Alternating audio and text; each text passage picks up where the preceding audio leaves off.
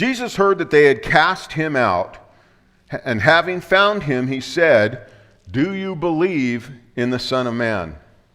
So as this is the third week of our examining of this account of the man who had been born blind, we see that after he was healed, he was taken to the religious leaders so that everybody could celebrate this incredible blessing for the first time in Israel's history of a man who was born blind, couldn't see from the womb, and now had full vision.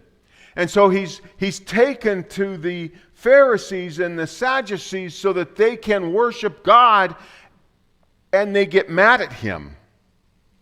They get angry because Jesus broke the law by mixing spit and making mud, that's doing work, on the Sabbath. Next, those same leaders set out to prove that this man and Jesus were in cahoots together, that they were devising a plan, that he wasn't really blind, and they were devising a plan to mislead the people. And so they call him to account, and they, well, who do you think he is since he broke the law? They're looking for the man to say, well, he's obviously a lawbreaker and a bad man, even though he healed me, and I can see when I never could. But instead he says, well, the man must be a prophet. Well, they're not going to leave it there, so they go and drag his parents into the council, and they demand that the parents admit that this man wasn't really their son or born blind, one of the two, and they want to know if he was born blind, how was he healed? And the parents answered their questions but wanted out of there. They were feeling all of the threats and all of the antagonism of that council, and they just wanted to get away. They didn't want to be banned from being able to worship.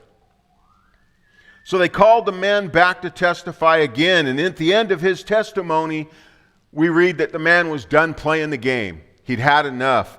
And instead of continuing to answer their questions, he mocks them. He mocks their ignorance and ridicules their unwillingness to accept what is obviously an act of God.